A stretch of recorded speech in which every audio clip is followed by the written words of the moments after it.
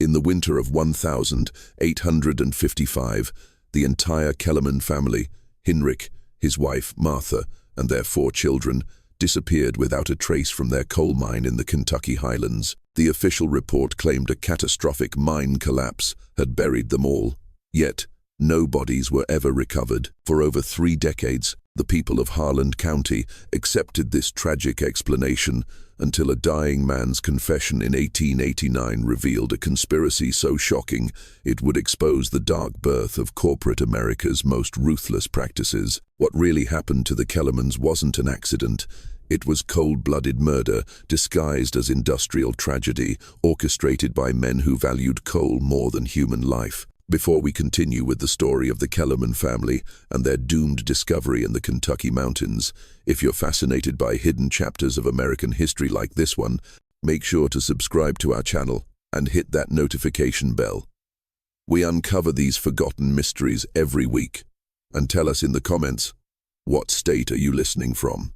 We love hearing from viewers across the country who share our passion for America's darkest secrets. The truth about what befell the Kellermans begins not with their disappearance, but with their remarkable discovery just months before. A discovery that would seal their fate and expose the ruthless appetite of America's emerging industrial giants. The Kentucky highlands of 1855 were a world apart from the bustling cities of the East. Nestled in the Appalachian Mountains, small communities like Pine Ridge existed in relative isolation, where families carved out modest livingings from the unforgiving terrain. The region's economy had long depended on subsistence farming and small-scale logging, but whispers of coal beneath the mountains were beginning to change everything. Hinrich Kellerman had arrived in Kentucky 7 years earlier, part of the wave of German immigrants seeking opportunity in America's expanding frontier. Unlike many of his countrymen who settled in cities, Heinrich was drawn to the mountains, where his knowledge of mining, learned in the coal fields of the Ruhr Valley, might prove valuable. He purchased 43 acres of seemingly worthless rocky hillside for the modest sum of $87, much to the amusement of local residents who considered the land too poor even for grazing. Hinrich's wife Martha, a sturdy woman with calloused hands and intelligent brown eyes, had supported their move with characteristic determination. Their children, Johann, 16, Maria, 14, young Wilhelm, 11, and baby Elizabeth, barely 3, had adapted to mountain life with the resilience of youth. The family spoke German at home, but English in town, straddling 2 worlds as they worked to establish themselves in their adopted country. By the autumn of 1854, Heinrich had begun preliminary excavations on his property, following veins of coal that seemed to run deeper and richer than anything he had encountered in Germany. Word of his early success spread quickly through Pine Ridge, and soon neighbors were speaking in hushed tones about the Kellerman luck. But it was in February of 1855 that Heinrich made a discovery that would change everything and ultimately destroy his family. Working alone in the early morning hours, Heinrich broke through into what appeared to be a natural cavern.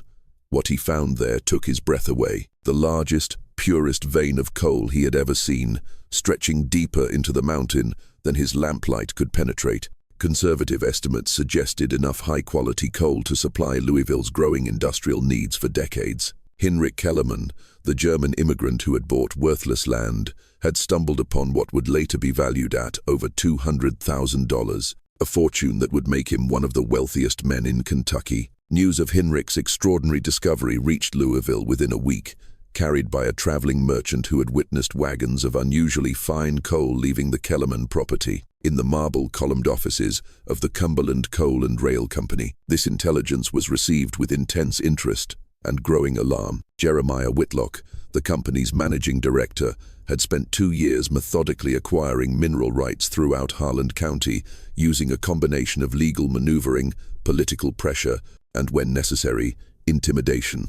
His operation was part of a larger strategy to monopolize Kentucky's coal resources as the nation's appetite for fuel grew insatiable. The railroad boom, expanding factories, and America's rapid industrialization had made coal the new gold, and men like Whitlock intended to control every ounce of it. The Kellerman property represented a critical gap in Whitlock's empire. His geological surveys had identified the area as potentially rich in coal, But Hinrich's immigrant status and the small size of his holding had made him appear insignificant until now. The discovery of what appeared to be the richest vein in the region threatened to upset carefully laid plans and cost the company millions in potential profits. On the 15th of March, 1855, Whitlock dispatched his most trusted agent, a cold-eyed man named Samuel Briggs, to negotiate with Hinrich Kellerman. Briggs arrived in Pine Ridge with an offer that he considered generous: $1,500 for the Kellerman property, nearly 20 times what Heinrich had originally paid. To Briggs, it seemed like easy money for a simple German farmer. Heinrich's response was polite but firm. He thanked Briggs for the offer, but explained that he had no intention of selling. The mine represented his family's future in America, a legacy he could pass to his children and their children after them. Moreover, Heinrich had done his calculations. His coal was worth far more than $1,500, perhaps 50 times that amount or more. Briggs increased his offer to $3,000, then $5,000, his patience wearing thin with each rejection. When Heinrich continued to refuse, Briggs's demeanor shifted from persuasive to threatening. He spoke of the dangers of mining, of accidents that befell families who lacked proper backing and protection. He mentioned how isolated the Kellerman property was, how easily things could go wrong for people who didn't have powerful friends. Heinrich, whose experience in Germany had taught him to recognize threats disguised as warnings, ordered Briggs off his property.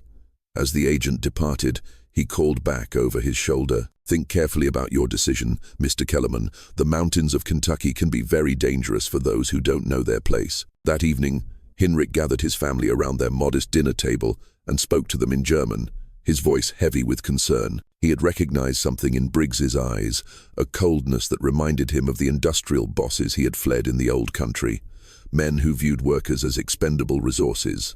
Martha listened quietly, her expression growing more troubled as Heinrich described the encounter and his growing suspicion that their discovery had marked them for danger. The weeks following Briggs's visit brought an escalating campaign of intimidation against the Kellerman family. Their mail delivery became sporadic, then stopped entirely. Local merchants, previously friendly, became distant and reluctant to extend credit. Most disturbing of all, Hinrich began to notice strangers watching their property from the surrounding hills, men who disappeared whenever he tried to approach them. In Louisville, Jeremiah Whitlock was implementing a strategy he had used successfully against stubborn landowners throughout Kentucky. First came economic pressure. The Cumberland Coal and Rail Company used its influence with banks, suppliers, and local officials to isolate the Kellermans financially. Then came legal harassment. Spurious claims were filed questioning the validity of Heinrich's land purchase, forcing him to spend precious resources on lawyers and court fees. But Hinrich proved more resilient than Whitlock had anticipated. The German immigrant had documented every aspect of his land purchase meticulously, and his legal position was unassailable. More frustratingly for Whitlock, Heinrich had begun negotiating directly with coal dealers from Cincinnati and Nashville, bypassing Louisville entirely and commanding premium prices for his superior product. By November of 1855, the Cumberland Coal and Rail Company was facing a crisis. Heinrich's independent operation was not only costing them potential profits, but also inspiring other small landowners to resist the company's buyout offers. Word was spreading throughout the Kentucky coal regions that a simple immigrant had defied the powerful corporation and won. Whitlock's carefully constructed monopoly was beginning to unravel. The solution, when it came, was suggested by Samuel Briggs during a private meeting in Whitlock's office on a cold December evening. Briggs had spent months studying the Kellerman operation, noting its isolation, the family's work patterns, and the layout of their mine. He presented his employer with what he called a permanent solution to our Kentucky problem. The plan was diabolical in its simplicity. The Kellermans worked their mine during the harshest winter months when surface farming was impossible. They typically entered the mine before dawn and worked until late evening, the entire family contributing to the operation. An accident during the winter months would be easily explained. Mines were dangerous places, and immigrant families often lacked proper safety procedures. Whitlock initially hesitated, understanding the implications of what Briggs was suggesting, but the potential profits were too great and the threat to his empire too serious. The Kentucky coal industry was worth millions, and the Kellermans had made themselves an obstacle to progress. In the ruthless calculus of America's Gilded Age capitalism, 5 lives weighed little against such vast economic interests. The final decision was made on the 10th of December, 1855. Whitlock authorized Briggs to proceed with what company records would later euphemistically refer to as the Pine Ridge Solution. The date was set for the 23rd of December, when the family would be working together in their deepest tunnel, and the winter weather would delay any rescue efforts. Samuel Briggs arrived in Pineridge 3 days before the planned accident, establishing himself at the town's only boarding house under the pretense of surveying potential railroad routes through the mountains. His presence barely registered with local residents who had grown accustomed to strangers passing through as coal fever gripped the region. Briggs used these days to conduct final reconnaissance of the Kellerman mine, timing the family's daily routines and identifying the optimal location for his deadly work. He had brought with him several sticks of dynamite, ostensibly for clearing railroad routes, along with the tools and knowledge necessary to create what would appear to be a natural cave-in caused by structural weakness in the mine. Heinrich, meanwhile, was experiencing a growing sense of unease that he couldn't quite explain. Martha noticed her husband checking and rechecking the mine's wooden support beams, muttering in German about unsafe conditions that had never concerned him before. On the evening of the 21st of December, Heinrich confided to his wife that he had been having disturbing dreams about the mine collapsing, dreams so vivid they felt like warnings. Martha, a practical woman not given to superstition, nevertheless encouraged Heinrich to trust his instincts. They discussed the possibility of taking a brief holiday, perhaps visiting Martha's sister in Nashville until after the new year. But the mine was producing exceptional yields during the winter months, and the income was crucial for their plans to expand operations in the spring.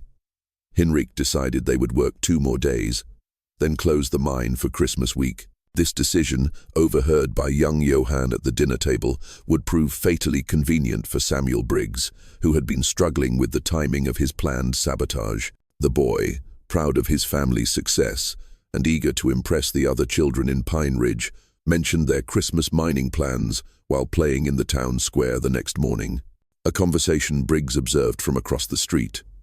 On the 22nd of December, Briggs made his final preparations. Under cover of darkness, he approached the Kellerman mine and carefully placed charges at strategic points along the main tunnel support structure. The dynamite was positioned to create a cascading collapse that would bury the main working area under tons of rock and debris, making rescue impossible and body recovery unlikely. To the untrained eye, it would appear that structural flaws in the mine had finally given way under the weight of the mountain above. The most chilling aspect of Briggs's plan was its attention to detail. He had studied mining accidents throughout Appalachia and knew exactly how to create a collapse pattern consistent with natural causes. He even prepared a detailed report for local authorities explaining the geological factors that made such accidents inevitable in hastily excavated immigrant-owned mines. As the sun set on the 22nd of December, 1855, the Kellerman family gathered for what would be their final dinner together. Heinrich spoke proudly of the exceptional coal they had extracted that week, joking with Martha about the fine Christmas presents they would be able to afford their children. Young Wilhelm chatted excitedly about the new mining cart Heinrich had promised to build him, while Maria helped her mother prepare special Christmas bread from their homeland recipe. None of them could have imagined that less than 12 hours later they would all be dead, victims of America's first corporate-sponsored mass murder, a crime that would remain hidden for 34 years. The 23rd of December, 1855, dawned grey and bitter cold, with a sharp wind cutting through the Kentucky mountains that promised snow before nightfall. The Kellerman family rose before sunrise, as was their custom during the productive winter months.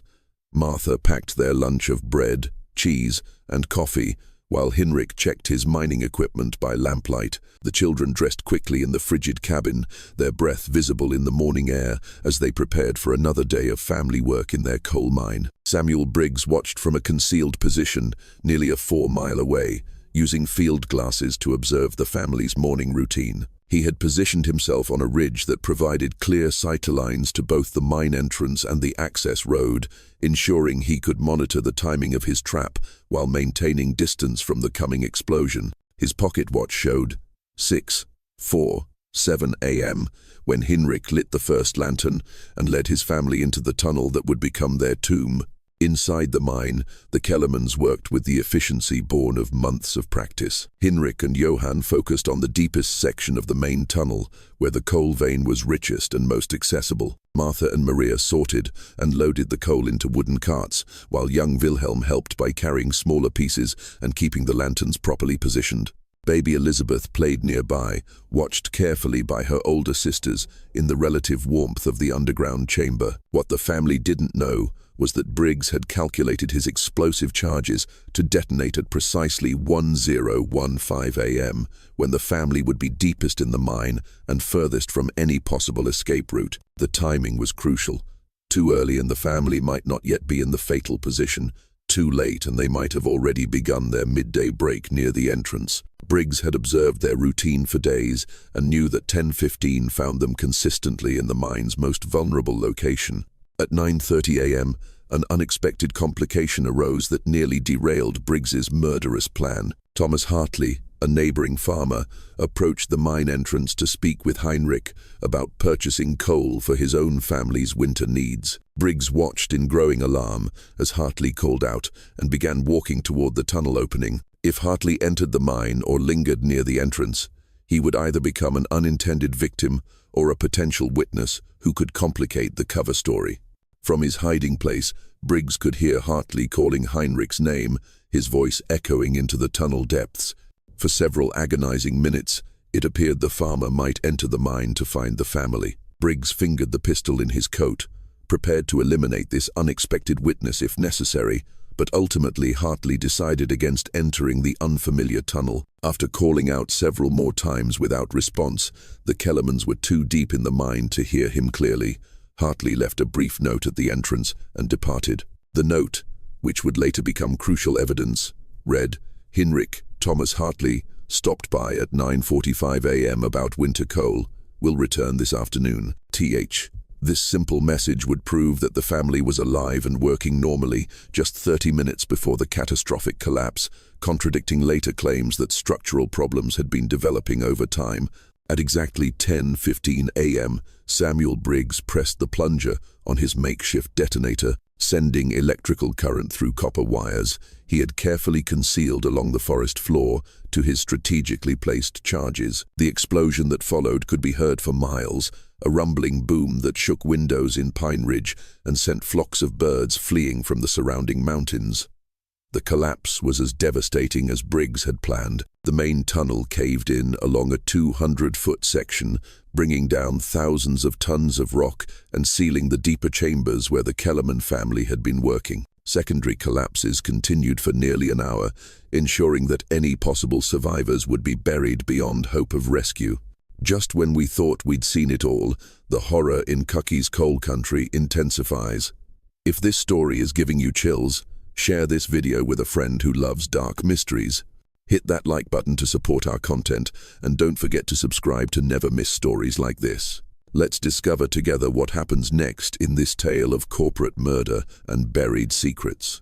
From his observation point, Briggs watched the dust cloud rise from the destroyed mine with cold satisfaction. Phase 1 of the Cumberland Coal and Rail Company's Pine Ridge solution was complete. Now came the more delicate work of managing the aftermath and ensuring that the truth of what had happened would remain buried as thoroughly as the Kellerman family themselves. The news of the mine collapse reached Pine Ridge within hours, carried by the thunderous sound of the explosion and the towering dust cloud that rose above the Kellerman property. Local residents, led by Thomas Hartley, whose afternoon visit had been forestalled by the tragedy, rushed to the scene to find the mine entrance completely sealed by massive boulders and debris. Samuel Briggs arrived at the disaster site within 30 minutes, having circled around through the forest to approach from the town direction.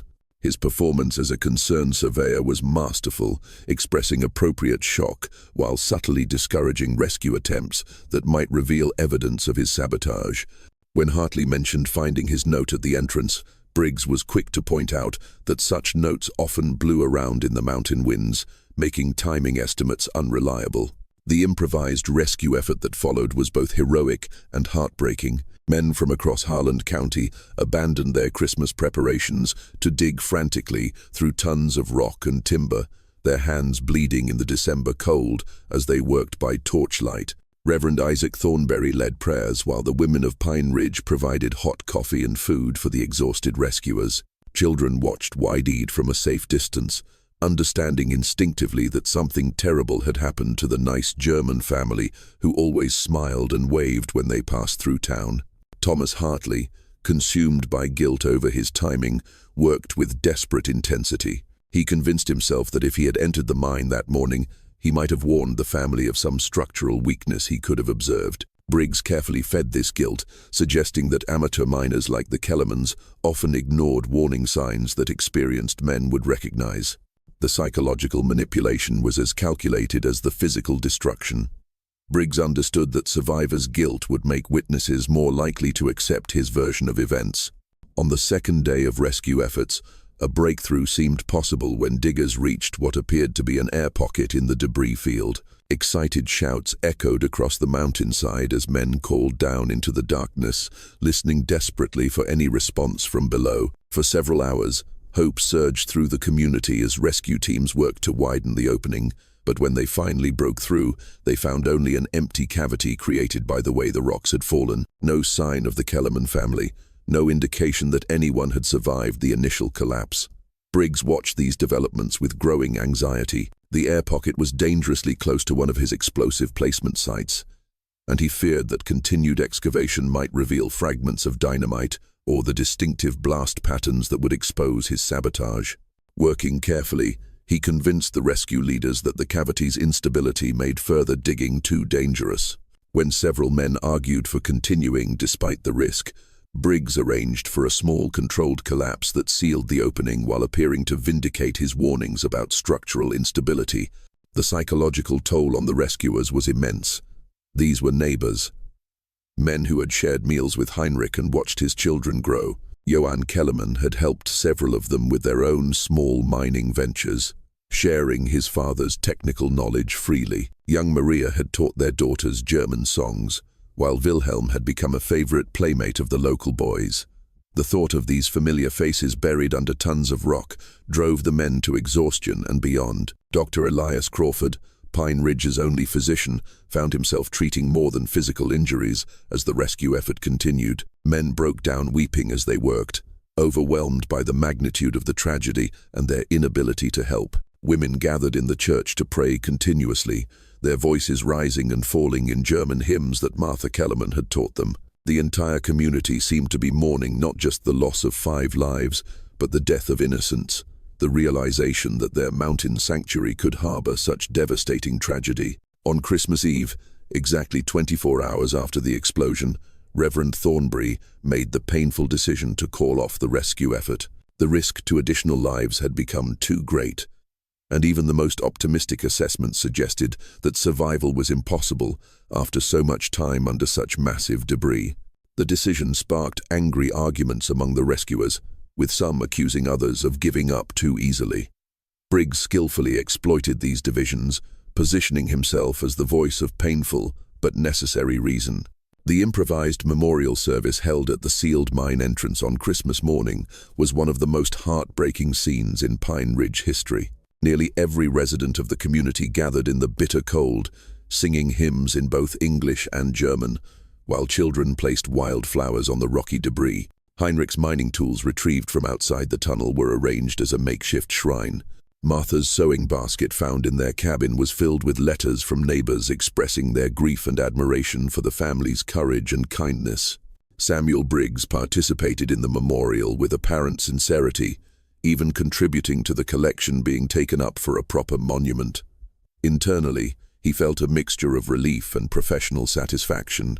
The operation had proceeded exactly as planned, with no evidence of sabotage discovered, and community sentiment firmly behind the accident theory. Yet, he also found himself unexpectedly affected by the genuine grief surrounding him, particularly when little Sarah Hartley, Thomas's 6-year-old daughter, asked her father why God had taken away her friend Wilhelm right before Christmas. The official investigation conducted by Harland County Sheriff Marcus Webb began on the 27th of December with what appeared to be thorough documentation of the scene. Sheriff Webb, whose election campaign had been generously supported by Cumberland Coal and Rail Company donations, spent 2 full days examining the collapse site and interviewing witnesses. His methodology appeared professional and comprehensive, creating detailed sketches of the debris field and carefully recording testimony from rescue workers and community members. What Sheriff Webb didn't investigate, and what Briggs had counted on, was the suspicious timing and scale of the disaster. No geological survey was conducted to determine whether the rock formations were actually unstable enough to cause such a massive collapse. No inquiry was made into the mathematical improbability of an entire family being trapped simultaneously in the deepest, most dangerous part of their mine. Most critically, no explosives expert was consulted to examine the debris pattern for signs of artificial detonation. Briggs provided Sheriff Webb with what appeared to be expert testimony about mining dangers and structural inadequacies. He produced technical drawings and geological surveys fabricated in Cumberland Coal and Rail Company offices that purported to show dangerous fault lines running directly through the Kellerman property. His presentation was so convincing that Sheriff Webb incorporated entire passages from Briggs's expert analysis into his official report, lending the document an authority it didn't deserve. The preliminary report filed on the 30th of December, 1855,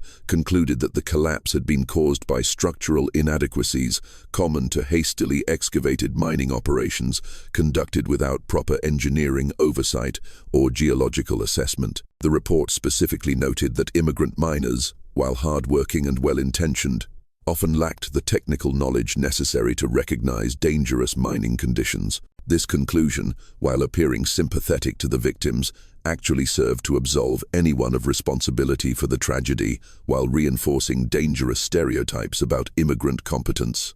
Thomas Hartley emerged as the most persistent questioner of the official findings. His note, time-stamped at 9:45 a.m. on the morning of the collapse, provided inconvenient evidence that the mine had been structurally sound just 30 minutes before the explosion. Hartley also pointed out that Hinrich Kellerman had demonstrated considerable mining expertise, successfully operating his tunnel for nearly a year without any structural problems. When Hartley pressed Sheriff Webb to explain why an experienced miner would suddenly make fatal errors in judgment, he was told that even experts could be deceived by hidden geological weaknesses. Briggs recognized Hartley as a potential threat to his cover story and began a careful campaign of social undermining. He spread subtle suggestions that Hartley's guilt over the timing of his visit was affecting his judgment, causing him to see conspiracies where none existed. He pointed out that Hartley was not himself a mining expert and therefore couldn't accurately assess the structural conditions he claimed to have observed. Most effectively, Briggs suggested that Hartley's persistent questioning was preventing the community from healing and moving forward after their tragedy. The social pressure eventually forced Hartley to moderate his public questioning, though he never stopped believing that something was fundamentally wrong with the official explanation. In his personal diary, preserved by his family for generations, Hartley wrote, "There was nothing unstable about Hinrich's mine that morning. The supports were solid, the air was clear, and the tunnel showed no signs of stress. I may not be a mining engineer, but I know what I saw. Someone is lying about what happened to that family, and someday the truth will come out." The final masterstroke of the cover-up came in January 1856, when Jeremiah Whitlock himself arrived in Pine Ridge to express his company's condolences and make what appeared to be a generous offer to the community. Cumberland Coal and Rail would purchase the Kellerman property from Harlan County, which had inherited it due to the family's intestate deaths, and donate a substantial sum for a memorial to the victims. The company would also provide employment for local men in their expanded mining operations, bringing prosperity to Pine Ridge in the wake of tragedy. Whitlock's arrival was orchestrated as a masterpiece of public relations and emotional manipulation. He came not in a fancy carriage that would emphasize class differences, but on horseback like a common man. He stayed not at the boarding house, but accepted the hospitality of local families, sharing their simple meals and listening to their stories about the Kellerman family. His expressions of grief appeared genuine, and his promises of economic opportunity offered hope to a community struggling with both morning and winter hardship. The community meeting where Whitlock presented his proposal was held in the Pine Ridge Church, with nearly every adult resident in attendance. Whitlock spoke movingly about the tragedy, describing Heinrich Kellerman as a symbol of American opportunity and immigrant determination. He promised that Cumberland Coal and Rail would honor the family's memory by developing their discovery responsibly, ensuring that their sacrifice would benefit the entire community. The memorial fund, he proposed, would not only create a proper monument, but also establish a scholarship for local children to receive mining education, preventing future tragedies through better technical knowledge. The economic incentives Whitlock offered were substantial enough to overcome any lingering doubts about his company's motives. Pineridge was an isolated community with limited opportunities for steady employment, and the promise of well-paying mining jobs for local men represented a transformation of their economic prospects. Whitlock carefully emphasized that his company's advanced mining techniques and professional supervision would eliminate the dangers that had claimed the Kellerman family, turning their tragedy into a catalyst for progress and safety. Opposition to Whitlock's proposal came primarily from Thomas Hartley and a few other residents who felt uncomfortable with the speed and convenience of the arrangement. Hartley argued that accepting Cumberland Coal and Rail's offer so quickly after the tragedy felt like profiting from the Kellermans' deaths. He suggested waiting at least a year to allow proper investigation and reflection before making such momentous decisions. His concerns were echoed by Reverend Thornbury, who worried that rapid commercial development might dishonor the memory of the victims. Whitlock countered these objections with a combination of practical arguments and emotional appeals. He pointed out that winter was harsh and employment scarce, making delay potentially disastrous for families already struggling to survive. He suggested that honoring the Kellermans' memory was best accomplished not through prolonged mourning, but through ensuring that their discovery would benefit the community they had loved. Most persuasively, he argued that professional mining development would make the area safer for everyone, preventing similar tragedies through proper engineering and safety procedures. The vote, taken after 3 hours of sometimes heated discussion, favored accepting Whitlock's proposal by a margin of 47 to 12. The minority who voted against the deal did so quietly, unwilling to appear obstructionist in the face of their neighbors' economic needs. Thomas Hartley cast one of the dissenting votes, but publicly accepted the community's decision, stating that he hoped he was wrong about his suspicions and that some good might indeed come from the tragedy. Within 6 months, Cumberland Coal and Rail had constructed a large-scale mining operation on the former Kellerman property, complete with professional engineering supervision, modern safety equipment, and standardized extraction procedures. The company's geological surveys, conducted with great fanfare and publicity, revealed the extraordinary richness of the coal vein that Heinrich had discovered, a coincidence that no one in Pine Ridge found suspicious given Whitlock's careful presentation of the development as honoring the family's legacy.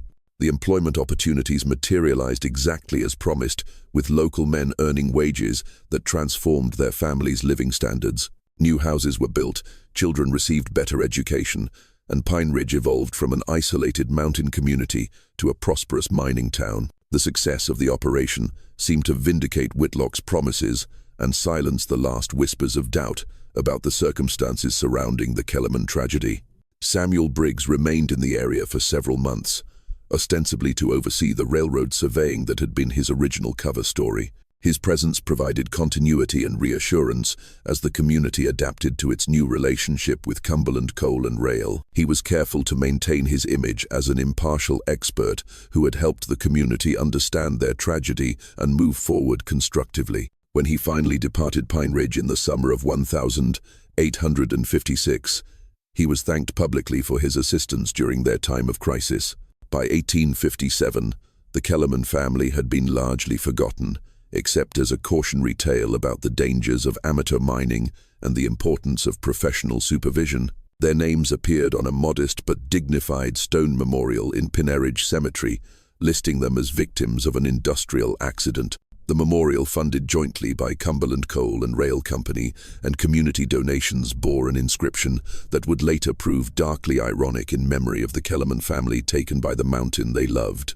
Their sacrifice paved the way for progress and prosperity. The inscription reflected the community's genuine desire to find meaning in tragedy, but it also served Cumberland Coin Rail's interests by reinforcing the narrative that the family's deaths had been a necessary sacrifice for economic development. The word sacrifice was particularly insidious, suggesting a voluntary offering rather than a calculated murder, while progress and prosperity positioned their deaths as a foundation for community advancement rather than corporate profit. For 33 years, this version of events remained unquestioned and largely unexamined.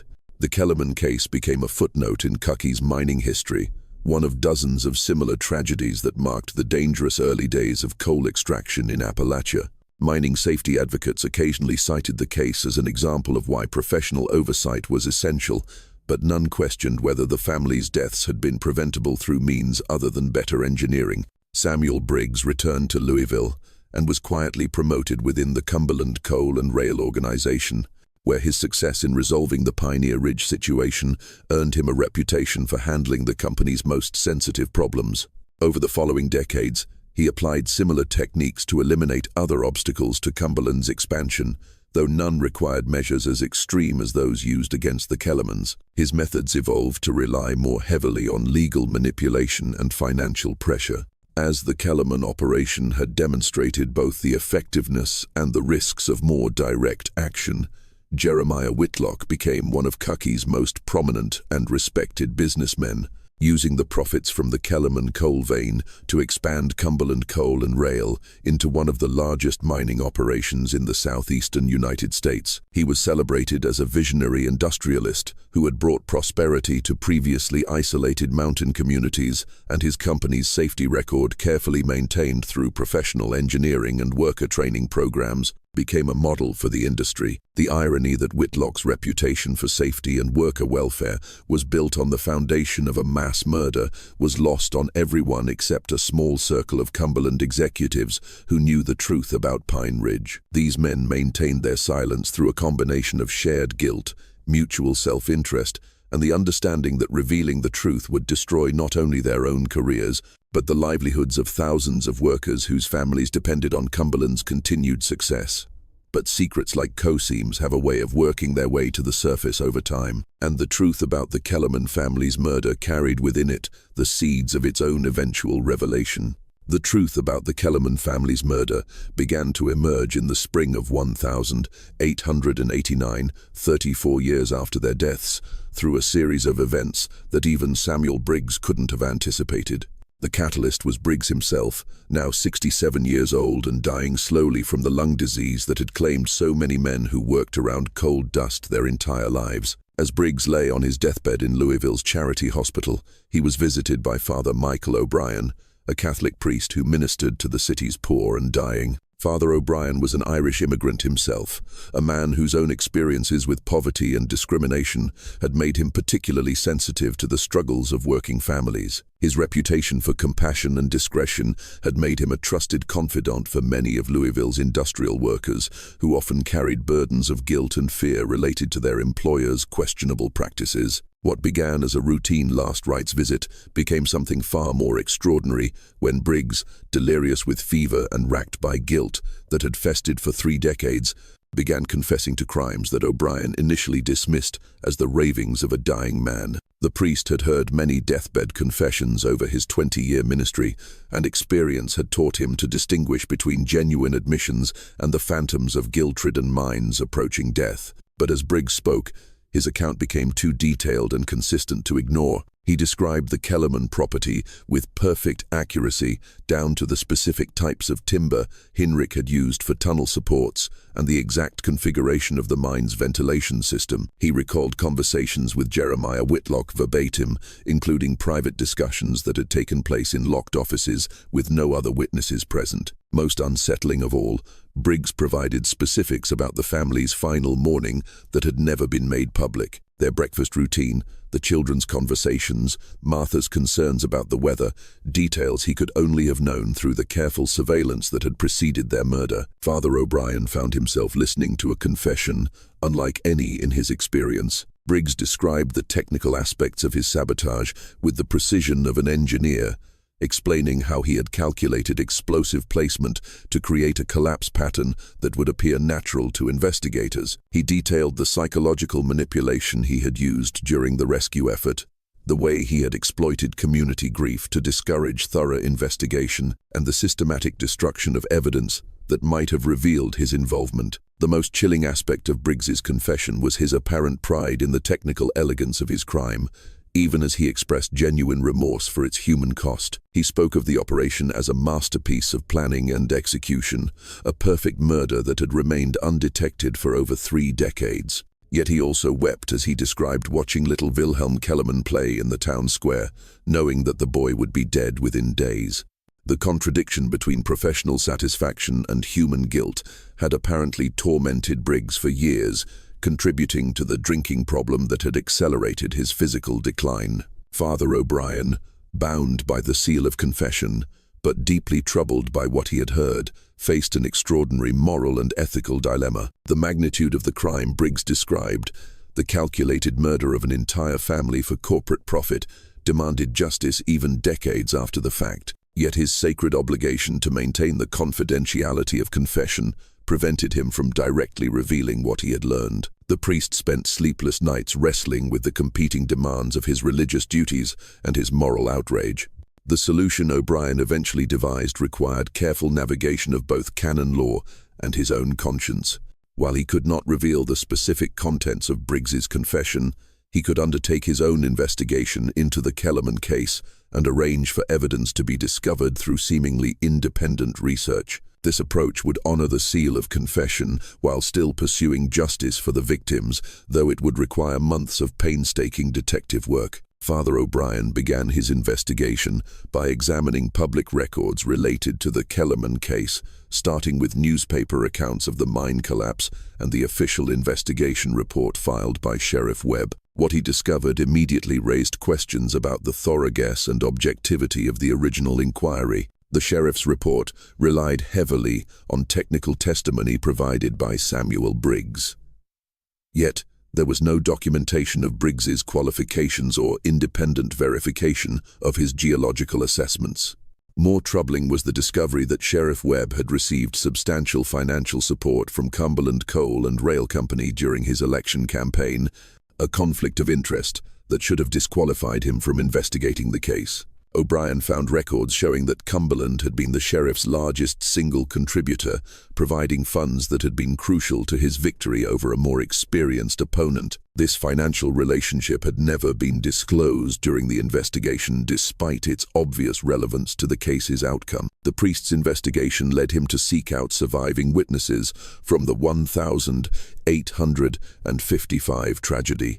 A challenging task given the passage of time and the isolation of the mountain community. Many of the original residents had died or moved away, but O'Brien eventually located several elderly individuals who retained clear memories of the events surrounding the mine collapse. Their accounts, when compared with the official record, revealed significant discrepancies that had been overlooked or ignored during the original investigation. Most important was O'Brien's discovery of Thomas Hartley, now 71 years old, and living with his daughter in Lexington. Hartley had never stopped questioning the official explanation for the Kellerman tragedy, and he had preserved extensive documentation of his own observations and concerns.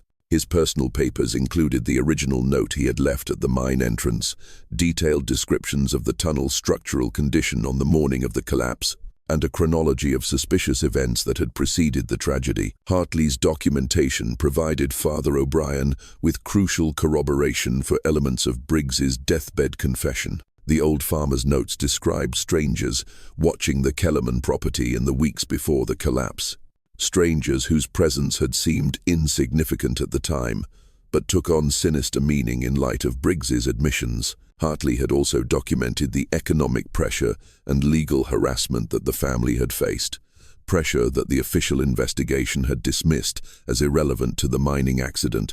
Perhaps most significantly, Hartley had preserved the original surveyor's reports that contradicted the official story about geological instability in the Kellerman mine. These reports, commissioned by Hinrich Kellerman himself as part of his property purchase, showed stable rock formations and no indication of the fault lines that Briggs had later claimed were responsible for the collapse. The reports had been filed with the county clerk's office, but had somehow been omitted from Sheriff Webb's investigation, an oversight that now appeared deliberately orchestrated. Armed with this mounting evidence, Father O'Brien faced the challenge of bringing it to public attention without revealing the source of his investigation.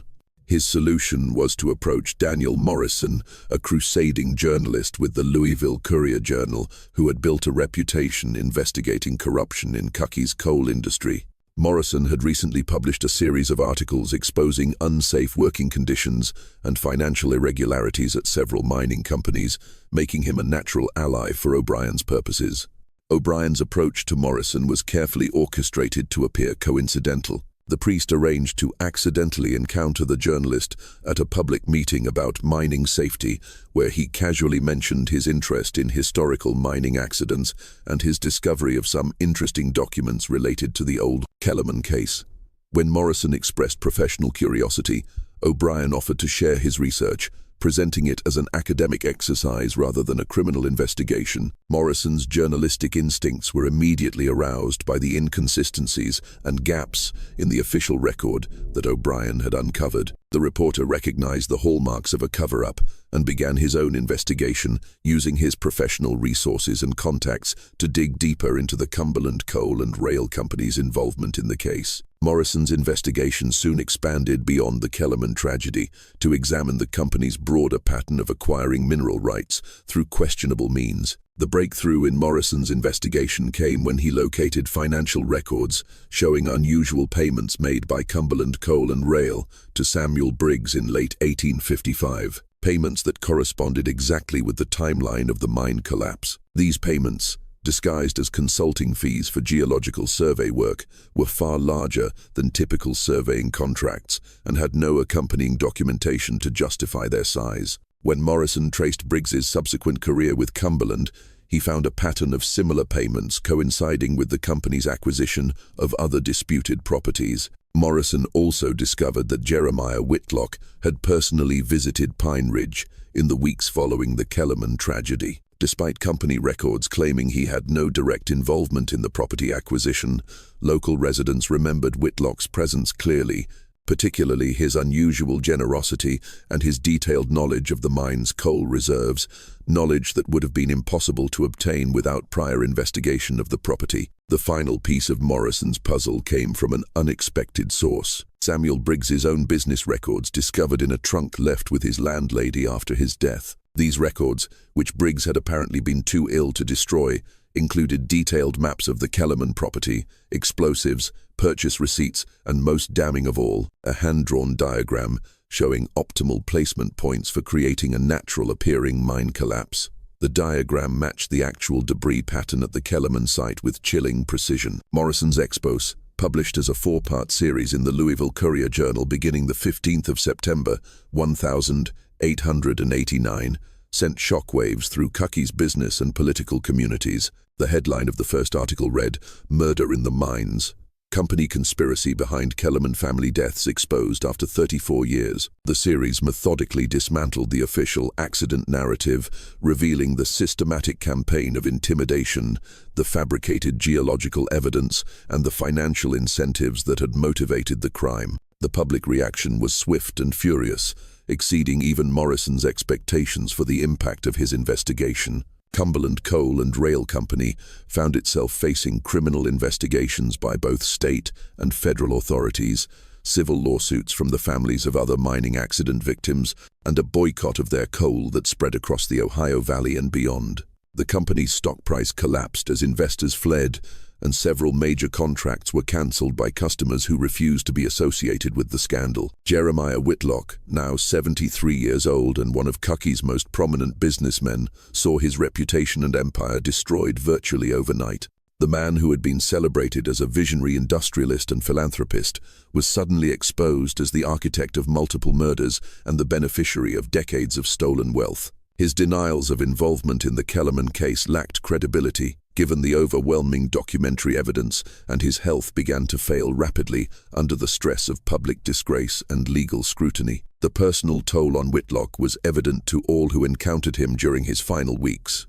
Friends and business associates described a man who had aged years in a matter of days, his previous confidence replaced by paranoid fear and obsessive concern about his legacy. He spent hours with lawyers attempting to craft legal strategies that might minimize his criminal exposure, but the evidence against him was too comprehensive and damaging to overcome through conventional defense tactics. Whitlock's death from a heart attack just 3 weeks after Morrison's first article was published shocked even his harshest critics. While some dismissed it as coincidental, others suggested that the shame and stress of his exposed crimes had literally killed him. His funeral, once planned as a grand celebration of industrial achievement, became instead a sparsely attended affair marked by protesters who gathered outside the church, carrying signs demanding justice for the Kellerman family and other victims of corporate violence. The legal aftermath of the Morrison exposé proved complicated by the passage of time and the death of key participants.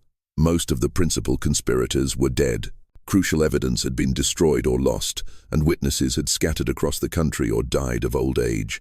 However, the state of Kentucky did file posthumous criminal charges against Samuel Briggs and opened formal investigations into Cumberland Coal and Rail's business practices throughout its corporate history. More importantly for the cause of justice, the Kellerman case became a rallying point for labor reformers and mining safety advocates throughout Appalachia and beyond. The case was cited extensively during congressional hearings on mining safety regulations, and it provided powerful ammunition for activists arguing that corporate power needed to be constrained by stronger government oversight and criminal penalties for executive misconduct.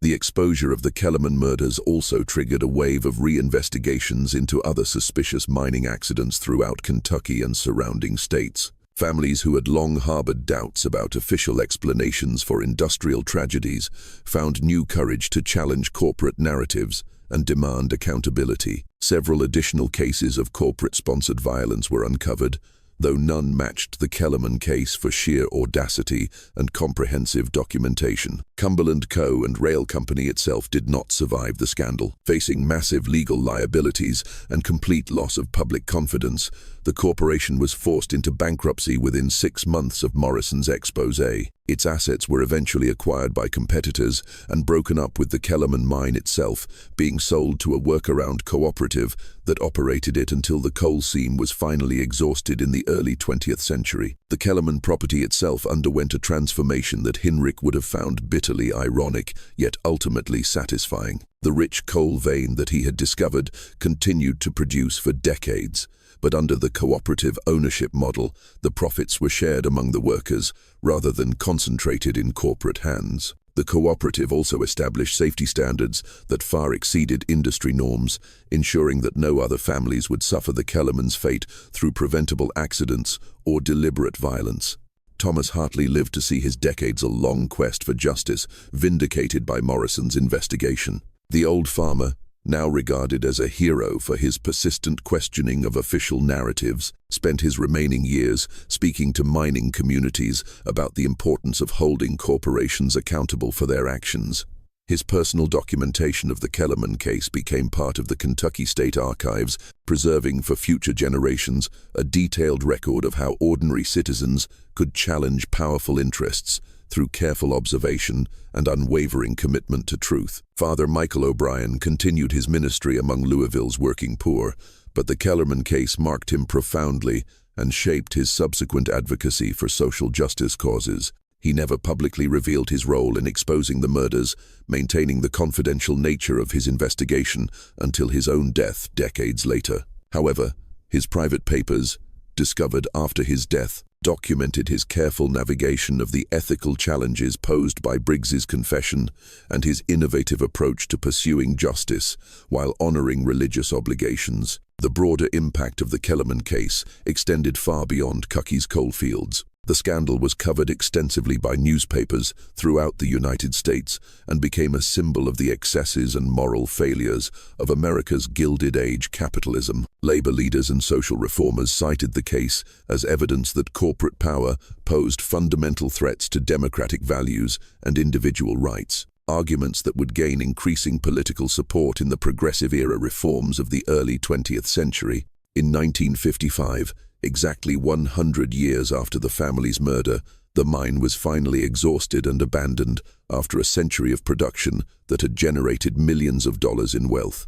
Local historians working with descendants of Pioneer Ridge families and labor organizations established a proper memorial at the site, not to industrial accident victims, but to the Kellerman family, murdered for the crime of standing in the way of corporate greed and representing the promise of economic independence that America offered to its immigrants. The memorial, constructed from the same limestone that Heinrich had quarried from his property, bears an inscription that tells the true story of the family's fate. Heinrich, Martha, Johann, Maria, Wilhelm, and Elizabeth Kellerman, German immigrants who came to America seeking opportunity, and found instead that even in the land of the free, some lives were considered expendable when measured against corporate profits.